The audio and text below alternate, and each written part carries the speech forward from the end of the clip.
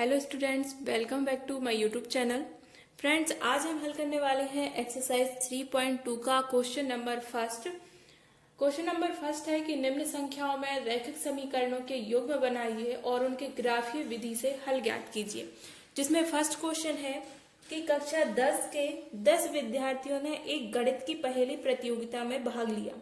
यदि लड़कियों की संख्या लड़कों की संख्या से 4 अधिक है तो लड़कों तथा लड़कियों की संख्या रैखिक युग्म बनाकर हमें ग्राफीय विधि से हल करनी है।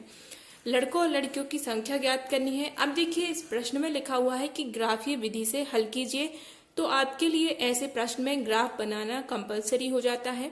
बाय चांस क्वेश्चन अगर पेपर में यही क्वेश्चन आता है और उसमें ये लिखा है कि ग्राफ विधि से हल कीजिए, तो आपको ग्राफीय विधि से ही हल करना है। और अगर उसमें सिर्फ ये लिखा है कि लड़कों और लड़कियों की संख्या ज्ञात कीजिए, तो आप किसी भी विधि से इसको सॉल्व कर सकते हैं। चलिए, तो यहाँ पर हम ग्राफीय विधि से इसको सॉल्व करते हैं।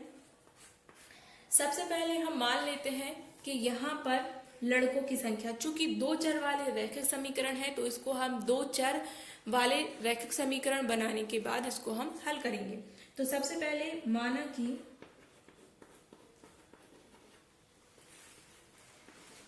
लड़कों की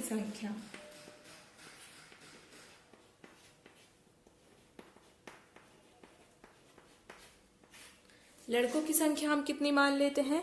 x है। इसी प्रकार लड़कियों की संख्या हमने क्या मान लिया? लड़कियों की संख्या y मान लिया। अब देखिए, प्रश्न में क्या दिया गया है कि कितने छात्र हैं? कुल 10 छात्र हैं। तो प्रश्नानुसार क्या हो जाएगा? प्रश्नानुसार चूंकि हमें प्रश्न में दिया गया है कि कुल छात्रों की संख्या कितनी है? 10 है, यानी कि लड़कों की संख्या धन लड़कियों की संख्या बराबर कितना हो जाएगा? 10 हो जाएगा। ये हमें प्रश्न में दिया है। ये हमें मिल गया समीकरण नंबर 1। अब देखिए, फिर से प्रश्न में एक चीज और दी गई है कि यदि लड़कियों की संख्या लड़कों की संख्या से 4 अधिक है, यानी कि y जो है वो x से कितना अधिक है? 4। लड़कियों की संख्या में से हम लड़कों की संख्या को माइनस करेंगे तो हमें कितना मिलेगा? 4 मिलेगा। ये हमें दूसरा समीकरण मिल गया। अब अगर हम सीधा सीधा निकालें तो इन दोनों समीकरणों की सहायता से हम जो है इसका आंसर निकाल सकते हैं। पर चूंकि बताया गया है कि हमें ग्राफीय विधि से हल करना है, तो सबसे पहले हम इन दोनों समीकरणों के ग्राफ बनाएंगे। आप इतना नोट कर सकते हैं। इसके बाद मैं क्वेश्चन साफ कर दूंगी, सिर्फ ये 2 समीकरण लिखे रहेंगे। अब यहाँ पर हमारे पास 2 समीकरण थे। समीकरण नंबर 1 है x plus y is equal to 10 और इक्वेशन जो सेकंड है वो है y minus x is equal to 4। यहाँ से हम x और y की वैल्यू निकालेंगे, तो ये हो जाएगी x is equal to 10 minus y. इसी प्रकार इसमें भी हम करेंगे। इसमें हम y इज इक्वल टू कर देंगे x प्लस 4।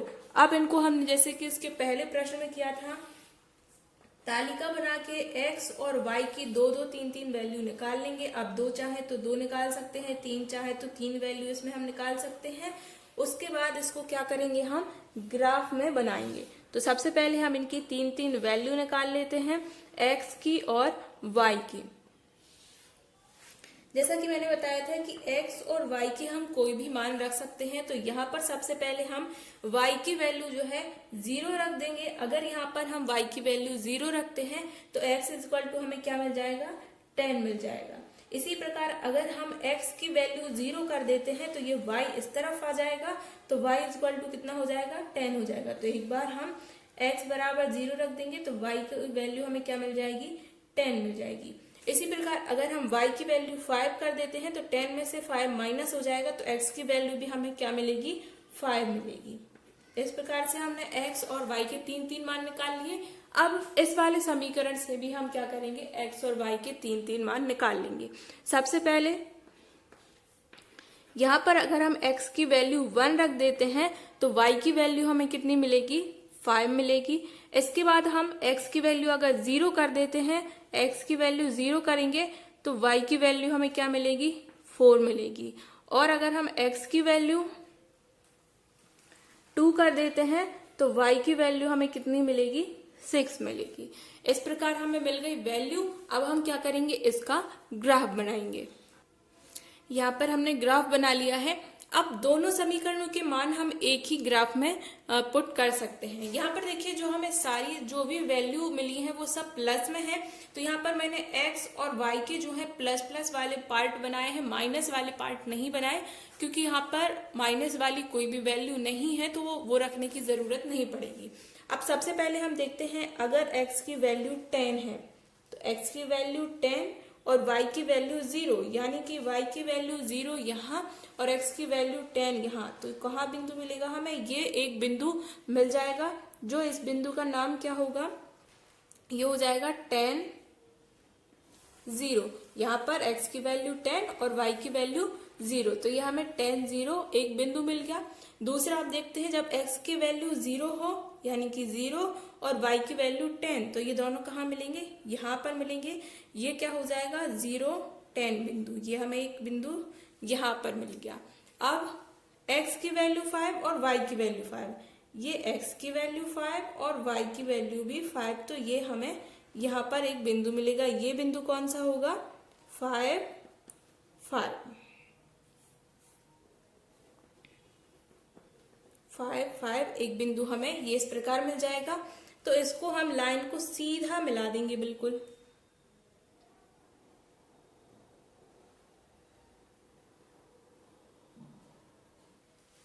तो ये हमें एक जो फर्स्ट समीकरण था इसका हमें ग्राफ मिल गया। ये समीकरण क्या था, x plus y is equal to 10, इसका ग्राफ हमने यहाँ पर खींच दिया है। इसके बाद अब जो सेकंड है, इसका ग्राफ भी हम इसी पे बना सकते हैं। जब x की वैल्यू 1 है तो y की वैल्यू 5 होगी। x की वैल्यू 1 और y की वैल्यू 5, तो ये दोनों कहाँ मिलेंगे, यहाँ पे मिल जाएंगे। तो एक बिंदु हमें पहला ये मिल गया। दूसरा x की वैल्यू 0 और y की वैल्यू कितनी है, 4 है, तो ये बिंदु हमें यहाँ नहीं, यहाँ मिल गया। तीसरा x की वैल्यू 2 और y की वैल्यू कितनी, 6, तो ये 2 जाएगा और ये 6 जाएगा, तो ये यहाँ इन तीनों बिंदुओं को हम इस प्रकार से मिला देंगे। तो इस प्रकार हमें दूसरे समीकरण का भी ग्राफ प्राप्त हो जाता है। आई होप आपके लिए समझ में आ गया होगा।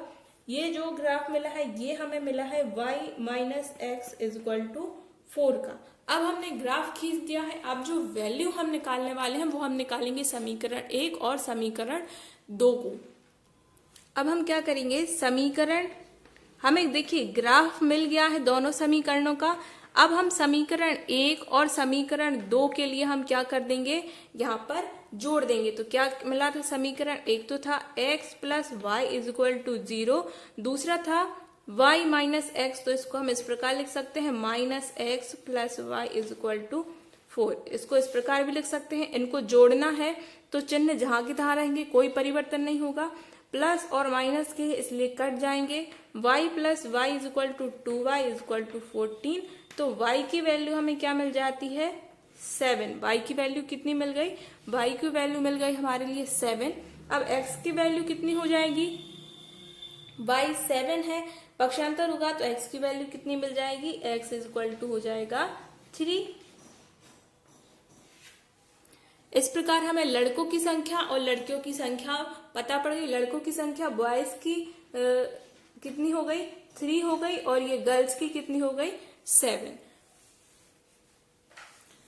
बच्चों, अगर आपको क्वेश्चन समझ में आया है और वीडियो अच्छा लगा हो तो इस वीडियो को लाइक कीजिए, अपने दोस्तों के साथ शेयर कीजिए और क्लास 10th की फ्री कोचिंग पढ़ने के लिए इस चैनल को सब्सक्राइब कीजिए।